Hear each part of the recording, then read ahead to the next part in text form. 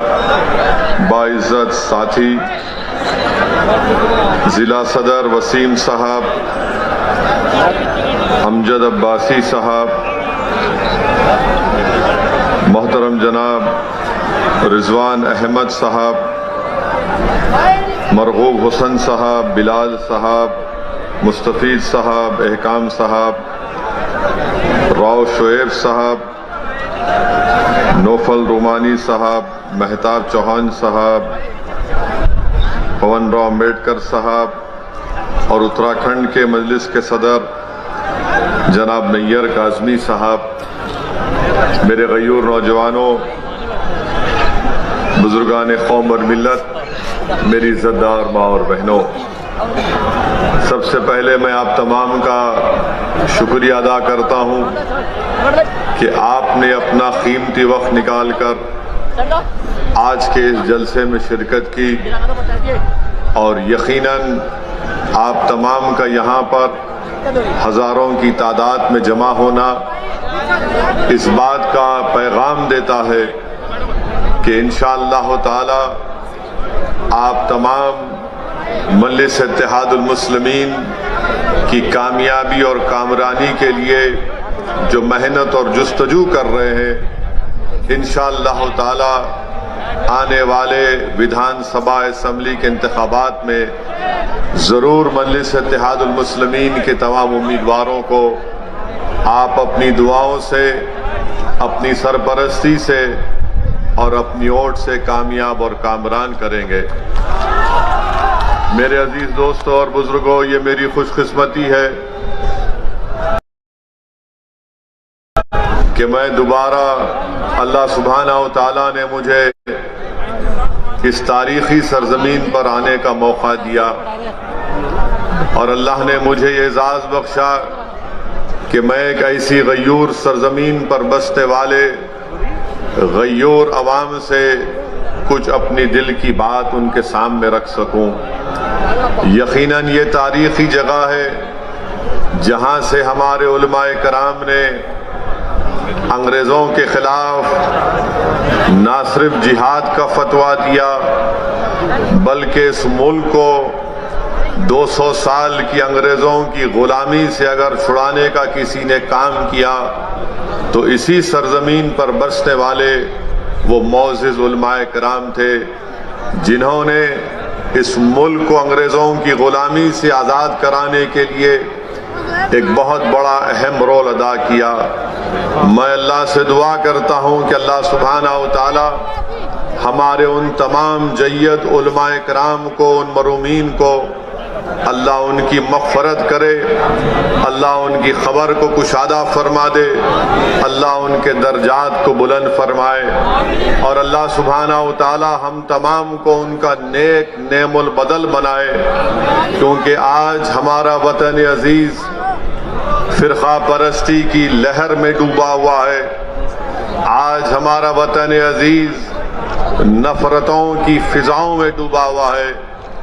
इसीलिए हमारे बुजुर्गों के कुर्बानियों को हमको सामने रखकर दोबारा हमको जद्दोजहद का आगाज़ करना है और जहां पर हमारे बुजुर्गों ने इस मुल्क को अंग्रेज़ों की गुलामी से आज़ाद करवाया, मैं आपसे अर्ज़ करने आया हूं कि आज मौजूदा दौर में हमको हमारे मुल्क में जो नफ़रतों की फ़िज़ाओं में इजाफा किया जा रहा है, जो भेदभाव किया जा रहा है, एक तरीक़े से हुकूमतें अक़लियतों को दबाने और कुचलने की बातें कर रही हैं। आज हमको दोबारा एक जद्दोजहद का आगाज़ करना पड़ेगा ताकि इस मुल्क को हम फ़िरक़ा परस्ती के जहर से पाक कर सकें, ताकि हम इस मुल्क को मुसलमानों की नफ़रत से पाक कर सकें, ताकि हम इस मुल्क की जो यहाँ पर हमारे बुजुर्गों ने आज से 70, 75, 80 साल पहले हमारे बुजुर्गों ने नारा दिया था कॉम्पोजिट कल्चर का, इंडियन नेशनलिज्म का। आज हमको उस इंडियन नेशनलिज्म को बहाल करना है। आज हमको और आपको मिलकर अगर हम खराजी अकीदत पेश करना चाहते हैं रेशमी रूमाल के तहरीक के बानियों को, तो अल्लाह अगर उनकी रूहों को जबान देगा तो रेशमी रूमाल तहरीक चलाने वाले बुजुर्गों की रूहें हमको आज पुकार पुकार कर कह रही है कि हमने अपना सब कुछ कुर्बान कर दिया।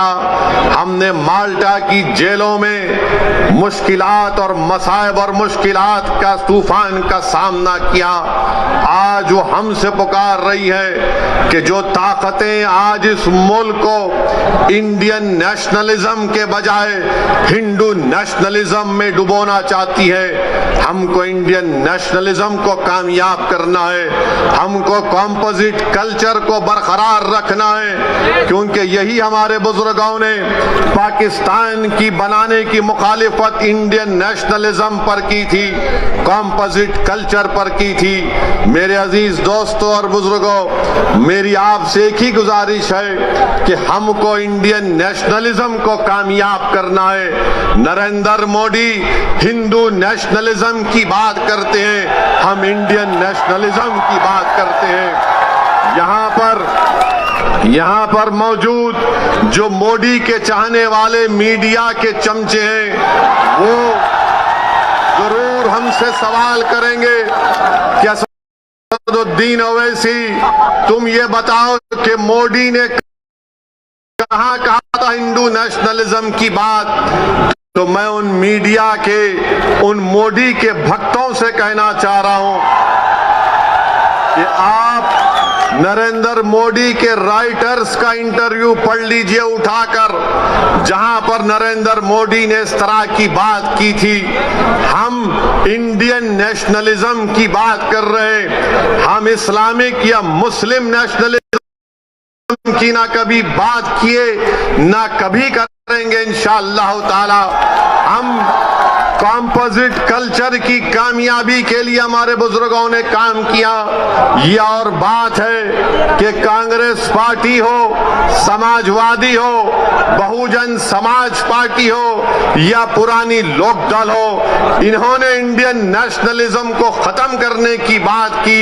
मगर आज असदुद्दीन ओवैसी मजलिस-ए-इत्तेहादुल मुस्लिमीन के इस प्लेटफॉर्म से खड़े होकर आप तमाम गयूर लोगों के सामने इस बात को दोहरा रहा है और आपके सामने अहद ले रहा है कि हम इंडियन नेशनलिज्म की बरकरारी के लिए काम करते आए हैं और इंशाअल्लाह ताला उसके ऊपर काम करते रहेंगे।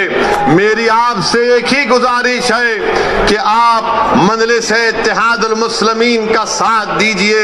ये सहारनपुर की एक तारीखी सरजमीन है, यहाँ पर चप्पे चप्पे पर हमारे बुजुर्गों की कुर्बानियों की निशानियां हैं। यहाँ पर हमारे बुजुर्गों की मेहनत और जुस्तजू और उनकी मेहनत का रंग आज अब हम देख रहे हैं। मेरे अजीज दोस्तों और बुजुर्गों, इस मुल्क में जो नफरत की फिजाओं में इजाफा कर रहा है, इस मुल्क में जो मुसलमानों से उनकी तबाही और बर्बादी की जो बातें की जा रही हैं, हमको जमहूरी तरीके से उसका मौसर जवाब देना है। मुझे अफसोस इस बात का होता है कि जो लोग आज मुझे फिरका परस्त कहते हैं, जो मेरी पार्टी को फिरका परस्ती का इल्जाम हम पर लगाते हैं, हम इनसे एक ही सवाल करना चाहते हैं। बताओ, उत्तराखंड के हरिद्वार में जो धर्म संसद के नाम पर जो मुसलमानों के खिलाफ बातें की गई, इस पर आप अपनी खामोशी कब तोड़ेंगे? उत्तराखंड में बीजेपी की सरकार है। बताओ अमित शाह, तुम निजाम की बात करते हो, उत्तराखंड में तो आपका निजाम है। आपके निजाम के तहत वहां पर धर्म संसद होता है।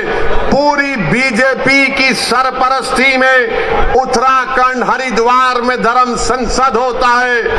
नरेंद्र मोदी के आशीर्वाद से, अमित शाह की ताईद से और योगी की पूरी भरपूर हिमायत से उत्तराखंड में धर्म संसद में इस बात का ऐलान किया जाता है कि जिस तरह म्यांमार में रोहिंग्या मुसलमानों को उनको मुल्क से निकाल दिया गया, उसी तरह भारत के मुसलमानों का हशर करने की बातें की जाती हैं। कहा जाता है कि 20 लाख मुसलमानों का कत्ल कर दिया जाए, मगर आपको जानकर हैरत नहीं होगी, आपको ताज्जुब भी नहीं होगा कि जब मुसलमानों को कत्ल आम की दावत दी जाती है, मुसलमानों को बर्बाद करने की बातें की जाती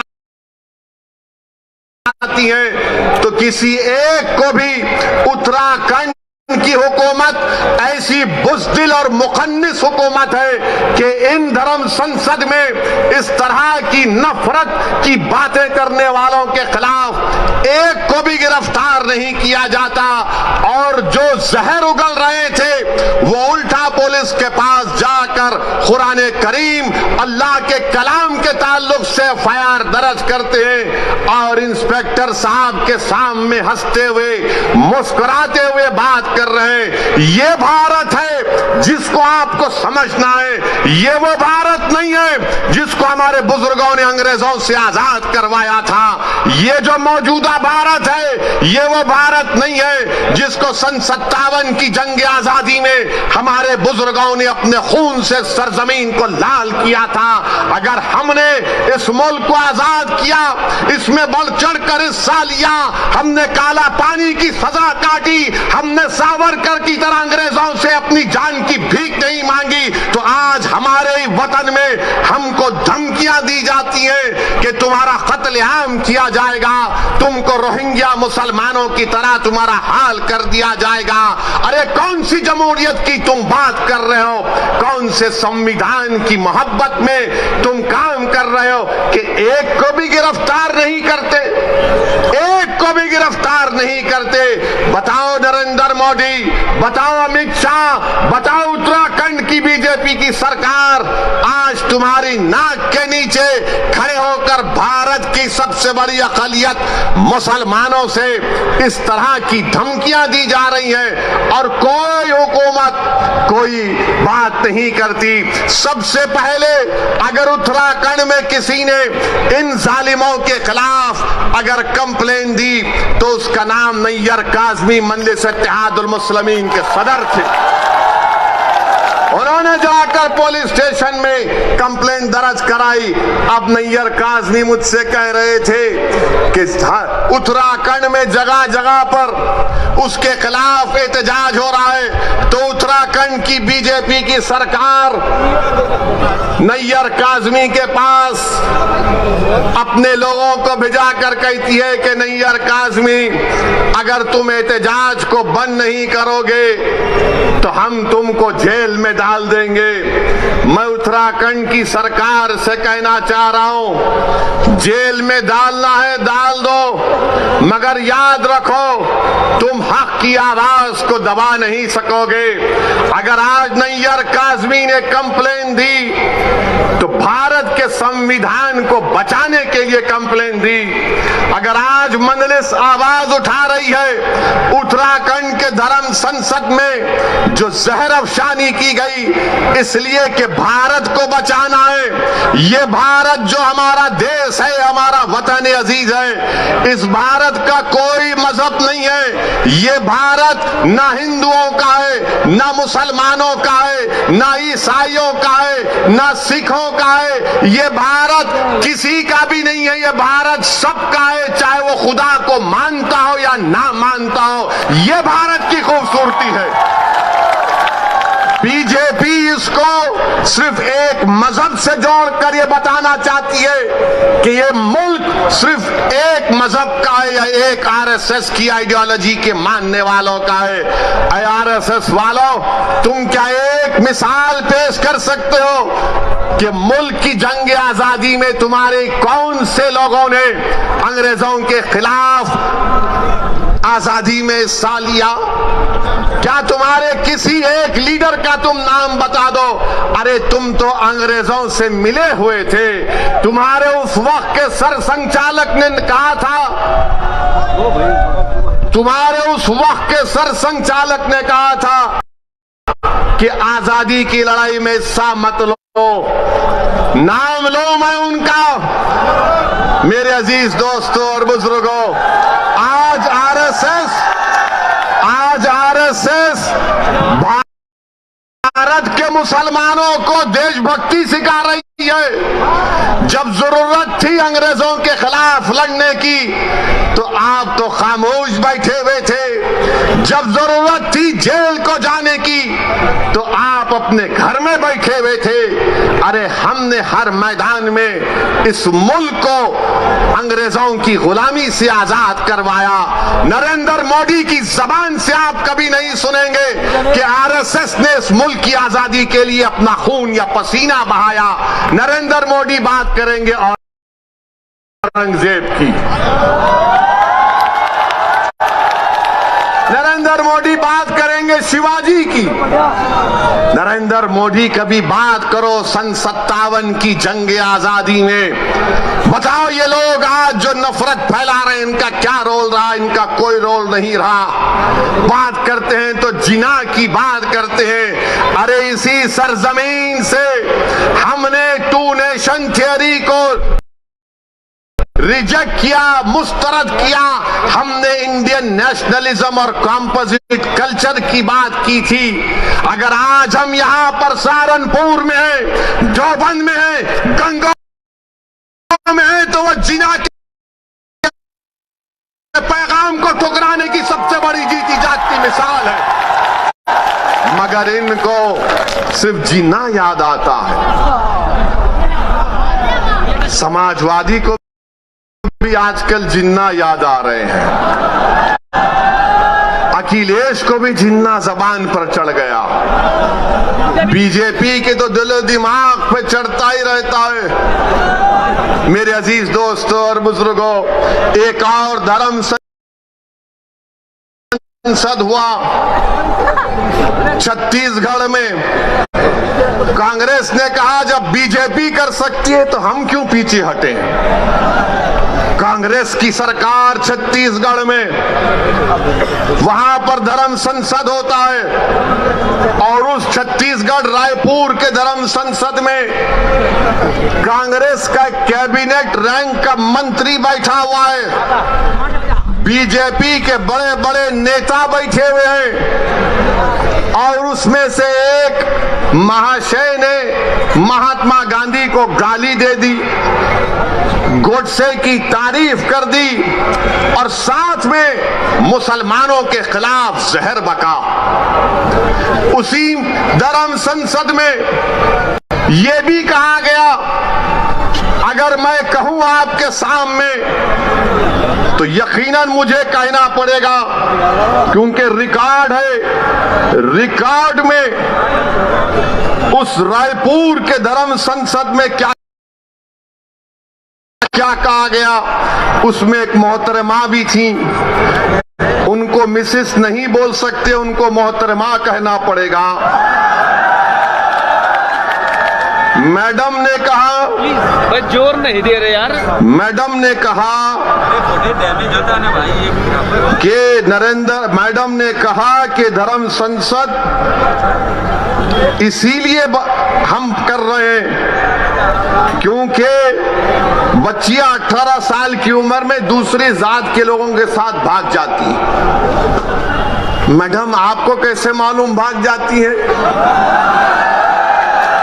और फिर मैडम ने कहा कि धर्म संसद इसलिए कर रहे हैं, हमारे दलित भाइयों से कह रहा हूं, हमारे पिछड़े समाज के हमारे हिंदू भाइयों से कह रहा हूं। वो कह रही हैं कि इस मुल्क में रिजर्वेशन को खत्म कर देना चाहिए। ये मैडम ने कहा। एक ने कहा अगर अगर इंसानियत को बचाना है, ये रामदास इनका नाम है, बच जाइए। रामदास ने कहा कि अगर इंसानियत को बचाना है तो मुसलमानों को खत्म कर दो।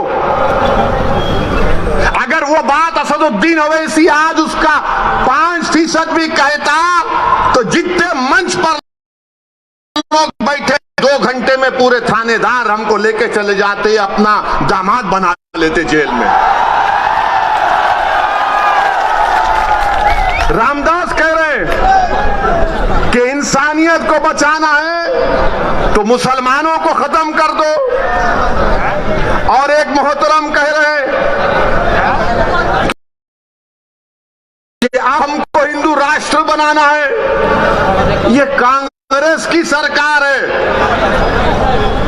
कांग्रेस बीजेपी दोनों बैठे हुए, मगर केस किस पर बुक हुआ? वो आदमी पर बुक हुआ जिसने गांधी को गाली दी थी। क्या गांधी भारत के मुसलमानों से बड़ा है? मेरा मानना यह है कि गांधी भी बराबर है, भारत का हर नागरिक बराबर है। अगर गांधी को गाली दी गई और मुसलमान को गाली दी गई तो दोनों पर केस बुक होना चाहिए। मगर अब कल शाम से देखेंगे हमारे मीडिया के दोस्त, जिनके चहीते हम सुसरे हैं,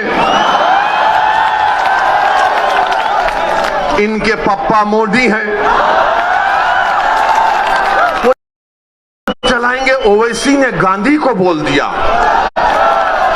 हम ये पूछ रहे हैं कि गांधी को गाली देने पर मुकदमा अगर हो सकता है तो मुसलमान को खत्म करने का मुकदमा क्यों नहीं होगा? तुमको अगर गांधी से मोहब्बत है तो भारत के मुसलमानों से ही मोहब्बत रखो, क्योंकि गांधी ने भूख हड़ताल की थी पार्टीशन के वक्त, जब मुसलमानों को काटा जा रहा था फसादात में। 1 दिन नहीं, 2 दिन नहीं, गांधी ने कई दिन भूख हड़ताल की और इस शर्त पर अपनी भूख हड़ताल को गांधी ने खत्म किया था कि मुसलमानों की जान और माल की हिफाजत करनी चाहिए। कुतुबुद्दीन बख्तियार काकी के आस्थाने को जला दिया गया था, गांधी ने कहा कि उसको बनाना पड़ेगा, मैं भूख हड़ताल खत्म करूंगा। अरे गांधी से मोहब्बत है तो मुसलमानों से नफरत क्यों है? तुमको बताओ हमको। मेरे अजीज दोस्तों और बुजुर्गों, ये बात को आपके सामने इसलिए बयान कर रहा हूं ताकि ये जो रात अंधेरी है, मैं पिछले 5 साल से कह रहा हूं, मेरी तकारीर उठा कर देख लो कि अंधेरी रात लंबी रहने वाली है। ये अंधेरी रात लंबी रहने वाली है, याद रखो मेरी इस बात को। हाँ, इस अंधेरी रात में सेकुलर जहन रखने वाले हमारे हिंदू भाई आज भी हैं, जो अंधेरी रात में जुगनू की तरह चमक कर कुछ उम्मीद की शमा जलाए बैठे हैं। मगर याद रखो ये अंधेरी रात है जो नफरत फैला रहे हैं, ये भारत के दुश्मन है जो मुसलमानों को खत्म करने की बात कर रहे हैं। ये भारत के दुश्मन है, ये भारत के संविधान के दुश्मन है, ये अंबेडकर के दुश्मन है, ये गांधी के दुश्मन है, ये मौलाना अबुल कलाम आजाद के दुश्मन है, ये मुजाहिदीन आजादी के दुश्मन है। मेरे अजीज दोस्तों और बुजुर्गों, अभी जनाब शौकत अली साहब ने जिक्र किया अपनी तकरीर में कि किसी ने कहा कि असदुद्दीन ओवैसी की गर्दन को काट देंगे। मेरी गर्दन की फिक्र मत करो, मेरी गर्दन की फिक्र मत करो। मैंने तो अशहदु अल्ला इलाहा इल्लल्लाह व अशहदु अन्ना मुहम्मद रसूलुल्लाह कहकर अपनी जान को अपने रब के हवाले कर चुका हूं। जन्नत के एवज में इंशाअल्लाह ताला अपनी जान को अपने रब के हवाले कर चुका हूं। वो मुझे खून के लुथड़े से बनाया है, जब वक्त आएगा चले जाएंगे। कोई नहीं टिकेगा इस दुनिया में, कोई नहीं टिकेगा। बड़े बड़े वजीर आजम आए, सबको जाना पड़ा, कितने प्रधानमंत्री आए, सबको जाना पड़ा, मैं भी जाऊंगा। तुम अपनी फिक्र करो, तुम अपनी फिक्र करो कि मेरी गर्दन काटेंगे। गर्दन गर्दन काटने से क्या हक की आवाज दब जाएगी? क्या गर्दन काटने से सच्चाई छुप जाएगी? क्या गर्दन काटने से जालिम के खिलाफ आप लोग नहीं लड़ेंगे? क्या गर्दन काटने से आप मजलूमों का साथ नहीं देंगे? क्या गर्दन कट जाने से आप इन जालिमों के खिलाफ एक शीशा पिलाई दीवार नहीं बनेंगे? आपको बनना है। और मैं इन लोगों से कह रहा हूं कि ये जान से मारने की धमकी मुझे मत दो। मैं जब 12 साल की उम्र का था, जब से अपने घर के सामने ये संघ परिवार के लोग हमारे घर के पास आकर नारे लगाते थे, मेरे छोटे भाई अकबर भी इसको जानते हैं, जिस पर हमारे घर के सामने आते थे और नारा लगाते थे कि मुसलमान कब्रिस्तान या पाकिस्तान। 15-20 लोग आते थे, हमारे एक ताया थे, वो जब भागते थे तो पूरी अपनी चप्पलें छोड़कर भाग जाते थे। मेरी गर्दन की अहमियत मत करो, भारत की फिक्र करो। भारत असदुद्दीन अवैसी से बड़ा है। भारत का कंपोजिट कल्चर हमारा कीमती खजाना है, इसकी हिफाजत करो। ये जो धर्म संसद में मुसलमानों के खिलाफ नरसिम्हार की जो बात कर रहे हैं, उनके खिलाफ तो कोई बोलो अमित शाह तुम देश के होम मिनिस्टर हो, बोलो नरेंद्र मोदी तुम देश के प्रधानमंत्री हो, तुम क्या मुसलमानों के प्रधानमंत्री नहीं हो? बताओ नरेंद्र मोदी, बताओ अमित शाह, क्या तुम होम मिनिस्टर नहीं हो मुसलमानों के? बताओ कांग्रेसियों, क्या तुम मुसलमानों की हिफाजत का जिम्मा नहीं लिए संविधान के तहत? कोई नहीं बोलेगा, मगर जब इलेक्शन आएगा उत्तर प्रदेश का, तो एक मुसलमान से डर दिखाएगा, एक बीजेपी का डर दिखाकर मुसलमानों को बेवकूफ बनाकर और हासिल करेंगे। मेरे अजीज दोस्तों और बुजुर्गों, मेरी आपसे गुजारिश है कि आज मजलिस हिस्सेदारी की बात कर रही है। मजलिस उत्तर प्रदेश की सियासत में 19% मुसलमानों की हिस्सेदारी की बात कर रही है।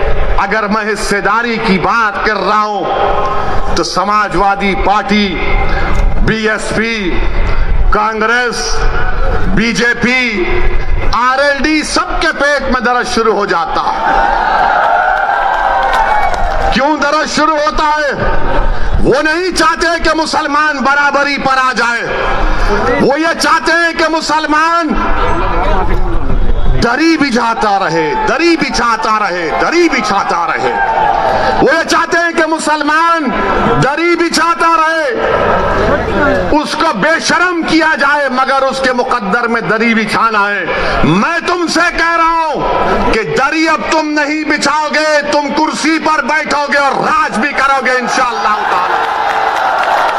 तुम अपने मुकद्दर के फैसले आप कर सकते हैं। बरसों आपने समझा कि नहीं कांग्रेस का साथ देंगे, कांग्रेस हमारे मुकद्दर के अच्छे फैसले करेगी। कांग्रेस ने क्या दिया हमको?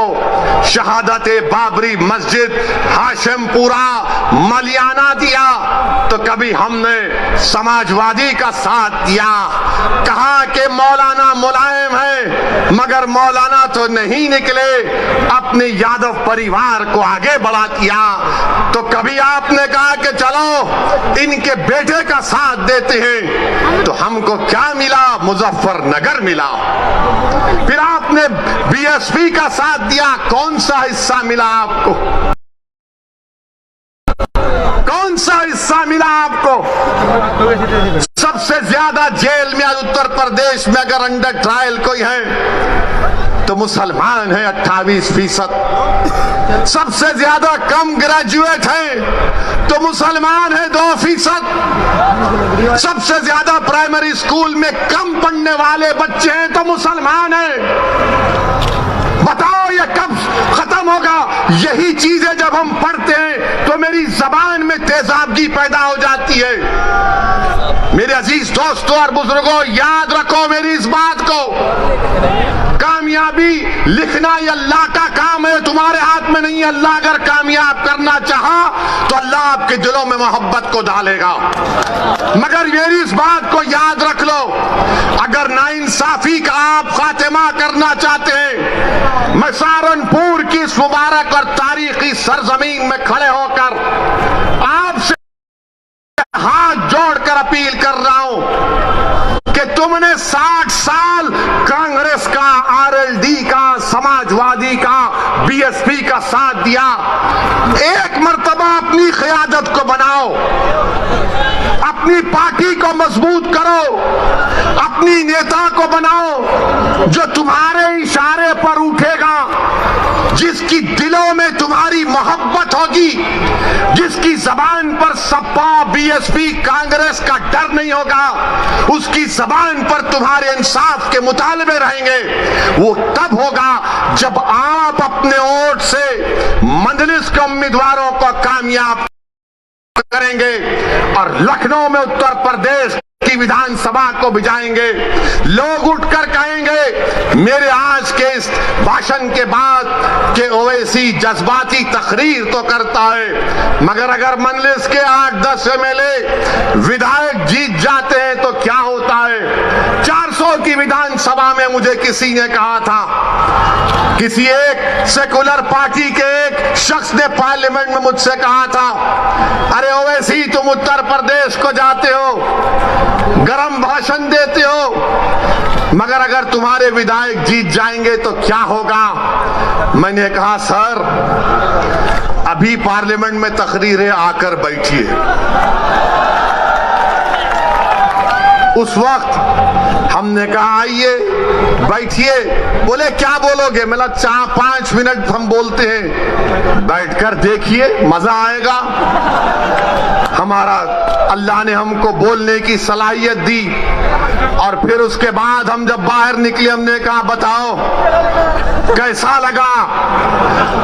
तो कहा अगर तुम्हारी तरह बोलने वाले उत्तर प्रदेश की विधानसभा में पहुंच जाएंगे तो उत्तर प्रदेश में मुसलमानों की सफों में इनकलाब बर्पा हो जाएगा और इनकलाब बर्पा होगा इंशाअल्लाह ताला। इंशाअल्लाह ताला इनकलाब बर्पा होगा, क्योंकि अब तक हमने अपनी जबानों को दबा कर रखा।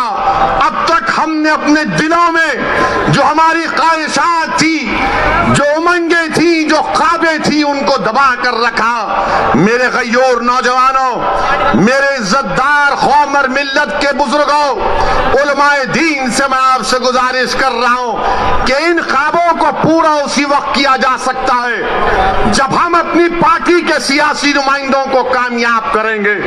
कोई उठकर बोलेगा ओवैसी मुसलमान अगर जीतेगा तो क्या सांप्रदायिकता को फायदा नहीं पहुंचेगा? मैं कहूंगा कि फिरका परस्ती खत्म होगी, फिरका परस्ती खत्म होगी अगर मुसलमानों के नुमाइंदे कामयाब होंगे। कोई पूछेगा कैसे? तो दैनिक भास्कर अखबार उठाकर देख लो आप।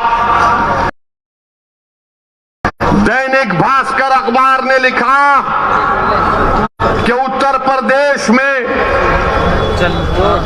डीएम डिस्ट्रिक्ट कलेक्टर 28% ठाकुर हैं और ब्राह्मण समाज के हमारे भाई 22% हैं और 5% दलित और शेड्यूल ट्राइब से। कितनी आबादी में हिस्सा होगा ठाकुरों का और हमारे ब्राह्मण भाइयों का? 15-16% के करीब होगा, मगर 50% डीएम उनके हैं, 50% डीएम उनके हैं। समाजवादी की सरकार हो, बीएसपी की सरकार हो या बीजेपी की सरकार हो, ठाकुर और ब्राह्मण विधानसभा में 25 से 27% नजर आएंगे और 19% मुसलमानों की हिस्सेदारी की मैं बात कर रहा हूं। नहीं, सांप्रदायिकता को फायदा मिलेगा, फिरका परस्ती बढ़ेगी। ये करेंगे तो बहुत अच्छा, ये दूध के नहले में है, ये बड़े पाकीज़ा हैं। और जब हम एक मजलूम कौम की इंसाफ की बात कर रहे हैं तो सब खामोश हो जाते हैं। मैं यहां पर हमारे हिंदू भाइयों से भी कहना चाह रहा हूं, असदुद्दीन ओवैसी और मजलिस किसी मजहब के खिलाफ ना थी, ना है, ना कभी रहेगी इंशाअल्लाह ताला। मैं यहां पर हमारे पिछड़े वर्ग के खास तौर से हिंदू भाइयों से कहना चाह रहा हूं, हमारे पिछड़े वर्ग के हिंदू भाइयों से कहना चाह रहा हूं, मेरी बात को आप याद रखो। आपको ठगा गया हिंदू एकता के नाम पर। पिछड़े वर्ग के हिंदू भाइयों से कहना चाह रहा हूं, मेरी बहनों से कहना चाह रहा हूं, आपको ठगा गया हिंदू एकता के नाम पर। और आपको क्या मिला? ठाकुरवाद आपको मिला, आपको ठाकुरवाद मिला। जिस तरह उत्तर प्रदेश के मुसलमानों को सेकुलरिज्म के नाम पर, समाजवादी के नाम पर वोट लिया गया, तो हमको क्या मिला? हमको यादववाद मिला, आपको ठाकुरवाद मिला। आओ मेरे पिछड़े वर्ग के हिंदू भाइयों, मैं तुम्हारे साथ काम करने के लिए तैयार हूं, मैं तुम्हारे साथ ठहर कर तुम्हारी लड़ाई लड़ने के लिए तैयार हूं। मैं हमारे दलित भाइयों से कह रहा हूं, मैं हमारे दलित भाइयों से कह रहा हूं, अगर आपको यह शिकायत है कि बीएसपी आपकी बात नहीं कर रही है, तो असदुद्दीन ओवैसी तुम्हारी बात करने तैयार है, तुम्हारे खिलाफ इंसाफ का मुतालबा करने के लिए तैयार है। और मेरे अजीज दोस्तों और बुजुर्गों, आप यहीं पर फिर ये लोग आके बोलते ओवैसी की तकरीर से हिंदू और मुसलमानों में नफरत की दीवार बढ़ गई। कौन सी मेरा जुमला है तकरीर का, निकाल के बताओ। कानपुर की मेरी एक तकरीर को 45 मिनट की तकरीर में 45 सेकंड निकाले ये आरएसएस के जाहिल लोग। बिल्कुल थम्स अप है। इनको सिर्फ 90 साल तक चड्डी पहन के लग फिराए थे, तो अचानक ख्याल आया यार 90 साल उम्र हो गई, पैंट तो पहन ले। तो पैंट पहना। तो क्या हमने क्या कहा था कानपुर में? एक 80 साल के मुसलमान को वहां की मुकामी पुलिस ने, और देने वाला एक दलित पुलिस का ऑफिसर था, जिसने कागज पर लिखकर कहा कि बोलो ओवैसी, तुम्हारे समाज से इस तरह का सलूक किया गया था। मैं अपने उस दलित ऑफिसर को सलाम करता हूं। उसने कहा कि 80 साल के एक मुसलमान की पुलिस ने दाढ़ी लोची, उसको पीटा और उस पर पेशाब किया। तो मैं बोला उसके खिलाफ, तो आरएसएस ने यह कह दिया कि ओवैसी ने हिंदुओं के खिलाफ कहा। मगर जब हमने पूरा 2 मिनट का वीडियो डाला, तो पूरे अपने बगलों में अपने चप्पल को रखकर भागना शुरू कर दिया। और अभी हम सुने कि बड़ा विकास उत्तर प्रदेश में हुआ। बाबा थकते नहीं हैं, मोदी थकते नहीं हैं, अमित शाह थकते नहीं हैं। हम बाबा से, योगी से, मोदी से पूछना चाहते हैं, 29 दिसंबर को सहारनपुर में आंख के कैटरैक्ट का ऑपरेशन हुआ था, जिसमें से 27 लोगों की बीनाई चले गई। बताओ योगी आदित्यनाथ, ये आपकी सरकार में आंख का ऑपरेशन हुआ, कैटरैक्ट का, सबकी बीनाई चले गई 27 लोगों की। तो अमित शाह बोलेंगे निजाम, एन से नसीमुद्दीन कह दिया, आई से इमरान कह दिया, जेडे से आजम खान कह दिया, और एम से बहरहाल कुछ कहा, हाँ उनका नाम कह दिया। अब अब ये अमित शाह को बड़ी मोहब्बत हो गई उर्दू से, उर्दू से बड़ी मोहब्बत हो गई अमित शाह आपको, आपका निजाम। अरे हम तो ये तय करे हैं कि उत्तर प्रदेश के हाकिम वक्त को बदलेंगे इंशाअल्लाह ताला। उत्तर प्रदेश के हाकिम वक्त को बदलेंगे। और नरेंद्र मोदी, हम आपसे कह रहे हैं कि नरेंद्र मोदी के 3 यार हैं। नरेंद्र मोदी के 3 यार हैं। हमारे साथ बोलिए, एक ड्रामा, दूसरा फसाद, तीसरा अत्याचार। नरेंद्र मोदी के 3 यार, ड्रामा, फसाद, अत्याचार। अब अमित शाह का जवाब देना है। हम किसी का कर्जा बाकी नहीं रखते। अब नसीमुद्दीन का नाम लिए कांग्रेस पार्टी तो नहीं बोलेगी, बोलेंगे नसीम का नाम लेंगे तो हमारे वोट नहीं मिलेंगे। कांग्रेस इमरान का नाम नहीं लेगी, बोलेंगे हमारा क्या होगा। समाजवादी आजम का नाम नहीं लेगी।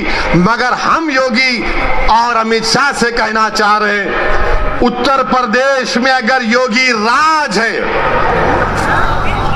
योगी राज है ना, तो राज अंग्रेजी में आता है RAJ, होता है ना, RAJ।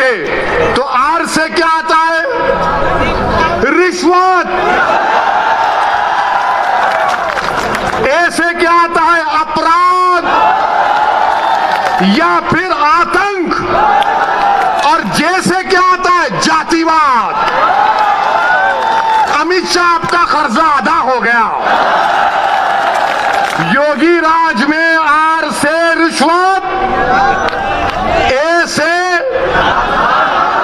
अपराध, J से जातिवाद। अब बताओ, अब आप दूसरा बोलो, फिर इसका जवाब मिलेगा। समाजवादी के अखिलेश नहीं बोलेंगे। अखिलेश बोलेंगे हमने रोड बनाए। कुछ हुआ तो अखिलेश बोलेंगे मैं तो उसका उद्घाटन कर चुका था। कोई जवाब नहीं देंगे भैया। यकीनन अखिलेश उद्घाटन किया, तुमने मुजफ्फरनगर का किया और योगी की सरकार ने एनकाउंटर पर उसका खात्मा किया। तुमने किया था ये सब। तुमने जो कुछ शुरू किया उसको बीजेपी ने मुकम्मल किया। आज मेरे अजीज दोस्तों और बुजुर्गों, यही बात हम आपसे कहने आए हैं कि आज ये बेहद विधानसभा में पीने के पानी की किल्लत है, बहुत पानी की पीने की किल्लत है। सहारनपुर कमिश्नरेट है, बस डिपो नहीं है, नालियों की सफाई नहीं होती, बरसात में पानी आ जाता है। मगर बाबा विकास की बात करते हैं, बाबा विकास की बात करते हैं। मेरे अजीज दोस्तों और बुजुर्गों, हम आपसे यही अपील करने आए हैं कि आने वाले विधानसभा और असेंबली के इंतखाबात में मजलिस का साथ दीजिए।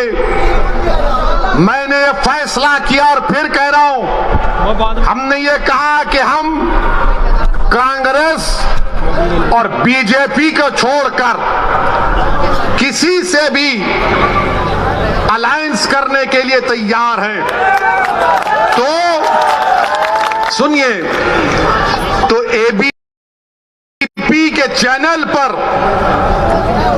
एक मशहूर जर्नलिस्ट है पंकज साहब ने अखिलेश से पूछा कि आप ओवैसी से समझौता क्यों नहीं कर लेते। तो अखिलेश ने जवाब दिया कि ओवैसी पर बहुत से इल्जाम लगते हैं। अखिलेश साहब, इल्जाम तो हम पर ही लगता है ना, आप पर तो कुछ नहीं लगता। रिवर फ्रंट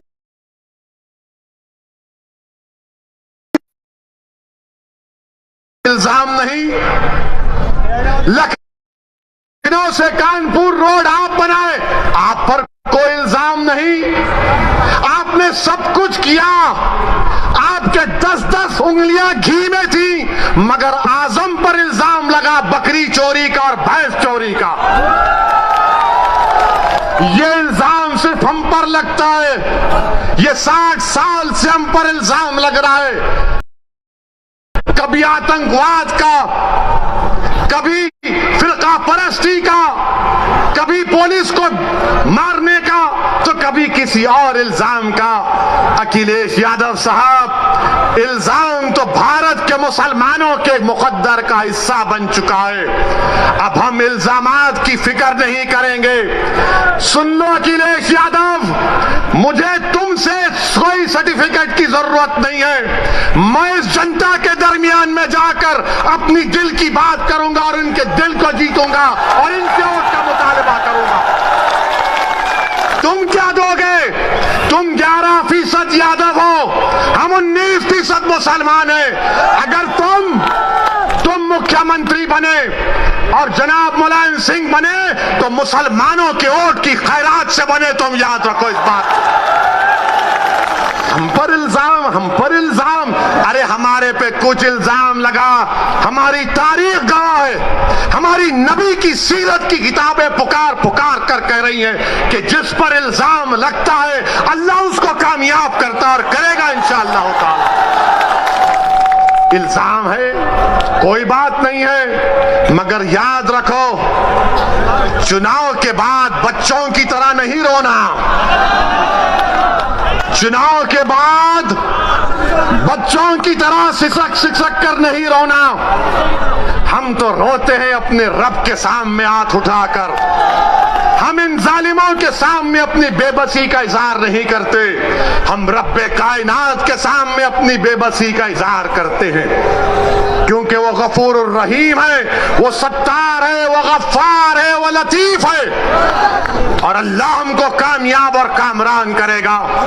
मेरे बस में इतना है, शौकत के बस में इतना है, महताब और हमारे अंबेडकर साहब की ताकत में बस इतना है कि हम आपके पास जाकर अपनी बात को पूरी इखलास के साथ रख रहे हैं। दिलों में मोहब्बत डालने वाले का काम तो अल्लाह का है, दिलों को मोड़ने का काम तो अल्लाह का है। मैं तो बार बार कह रहा हूं कि अपने दिल पर हाथ रखकर मैंने आज आधे घंटे 40 मिनट में जो कुछ कहा, सोचो आप अपने घर को जाओ, रात के अंधेरे में अगर तुम उठते हो तो सोचो इस बात को, कब तक हम सिस्कियां लेकर, कब तक हम इस गैर यकीनी कैफियत में अपनी जिंदगी को गुजारेंगे।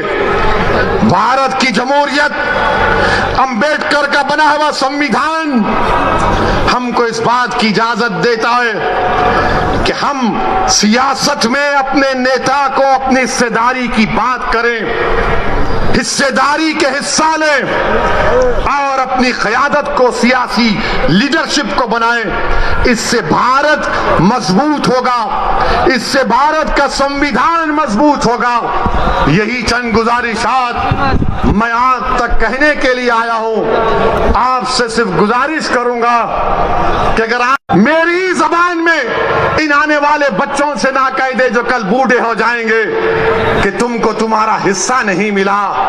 हिस्सा उसी वक्त मिलेगा जब आप उठ खड़े होंगे, सियासी क़यादत बनाएंगे, अपने वोट से अपनी पार्टी को कामयाब करेंगे। जिस तरह ठाकुरों ने योगी को मान लिया, जिस तरह पिछड़ा वर्ग ने मोदी को अपना दिया, जिस तरह दलितों ने आज बहन जी और चंद्रशेखर आजाद को अपना नेता मानते हैं। आओ मुसलमानों, तुम मुझे नहीं तो खुद नेता बन जाओ, मैं तुम्हारे साथ ठहरने के लिए तैयार हूं। अस्सलाम वालेकुम व रहमतुल्लाहि व बरकातुहू।